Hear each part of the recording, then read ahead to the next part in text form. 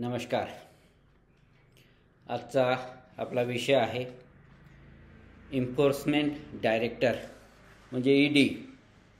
ज्या ईडीच्या संदर्भात सर्व लोकांमध्ये, सर्व भारतीयांमध्ये अनेक स्वरूपाच्या शंका कुशंका उपस्थित झालेल्या आहेत.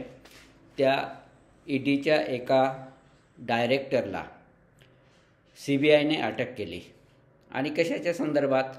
तर त्यांनी लाच घेतली, 20 लाख रुपयाची लाच घेतली. आणि ती लाच ही कोणाकडनं?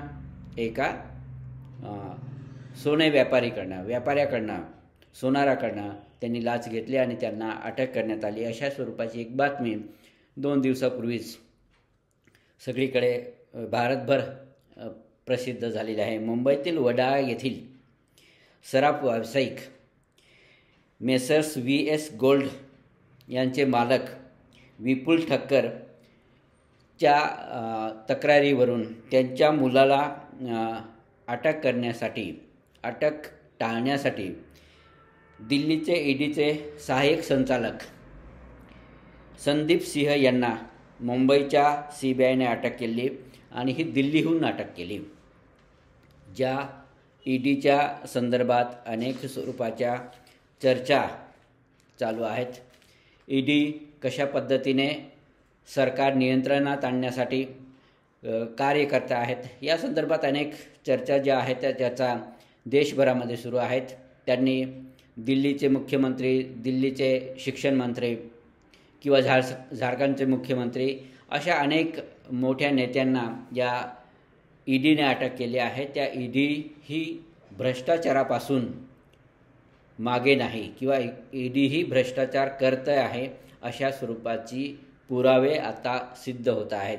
म्हणजे एखाद्याला अटक करायची आहे तर त्याच्या आधी, अटक करण्याच्या आधी त्याच्याकडनं लाच घेतली जाते आणि तो टाळला जाते, अटक ही टाळली जाते. अशा स्वरूपाचे प्रयत्न जे आहेत ते प्रयत्न या ईडीकडनं होत आहेत.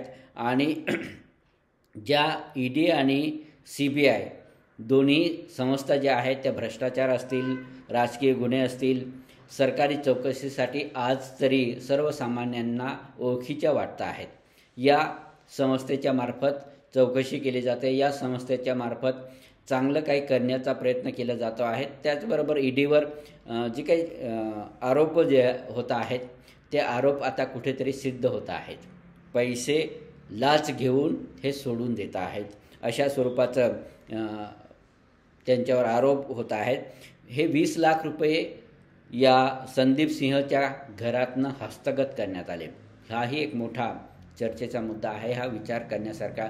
त्यांनी 20 लाख रुपये घेतल्याचं सिद्ध झालेलं आहे. आणि त्यामुळे ECIR एन्फोर्समेंट केस इन्फॉर्मेशन रिपोर्ट अंतर्गत म्हणजे एखादा कर्मचारी जो आहे तो कर्मचारी इन सर्व्हिसमध्ये असेल तर त्याच्यावर कारवाई करण्यासाठी काही रूल्स रेग्युलेशन ठरलेले आहे, नियम ठरलेले असतात. आणि त्याच्या अंतर्गत त्या ECIR एन्फोर्समेंट केस इन्फॉर्मेशन रिपोर्टच्या अंतर्गत त्यांच्यावर केस दाखल करण्यात आली. आणि ही केस दाखल करून त्यांना निलंबित करण्यात आलं आहे. आणि त्यांचं मूळ विभाग जो काय कुठला असेल त्या मूळ विभागात परत पाठवण्याची कारवाई ही करण्यात आली आहे. मी असं म्हणेल की परत पाठवण्याची गरज नव्हती. त्यांना कायमस्वरूपी निलंबित, जोपर्यंत या केसचा निकाल लागत नाही तोपर्यंत त्यांना कायमस्वरूपी निलंबित ठेवलं गेलं पाहिजे होतं. म्हणजे भविष्यात अशा स्वरूपाच्या ज्या काही संस्था आहेत ज्यांच्यावर सरकारचा विश्वास आहे, जनतेचा विश्वास आहे, हे भ्रष्टाचार करण्याकडे त्यांचा कल असणार नाही. परंतु कुठेतरी लूपहोल्स आपल्या एकूण व्यवस्थेमध्ये, सिस्टीममध्ये दिसत आहेत. आणि म्हणून यांना ईडीसारख्या संस्था ज्या आहेत त्या ईडीसारख्या संस्था भ्रष्टाचाराकडे वळत आहेत. हे भ्रष्टाचार हळूहळू आता सिद्ध होऊ लागतील. ज्यांनी खरोखर भ्रष्टाचार केला असेल त्यांना खरंच अटक झालीच पाहिजे. परंतु ज्यांनी काहीच केलं नाही त्यांना चुकीच्या पद्धतीने अटक करून त्यांच्यावर अनेक दिवस, अनेक महिने जेलमध्ये ठेवण्याची प्रक्रिया जी आहे ती ईडीकडनं केली जात आहे. काल परवाच एक दिल्लीचे शिक्षण मंत्री जे आहे मनीष सिसोदिया यांना 17 महिने ईडीने अटक करून ठेवली आणि त्यांच्यावर कुठल्याही स्वरूपाचा आरोप सिद्ध करू शकले नाही.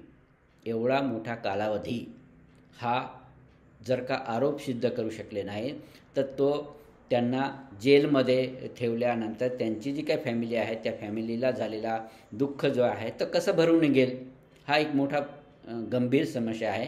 त्यामुळे ईडी सारख्यांवर असे आरोप जे आहेत ते आरोप होणे दुर्दैवी म्हणावे लागेल. थांबूयात आपण इथे.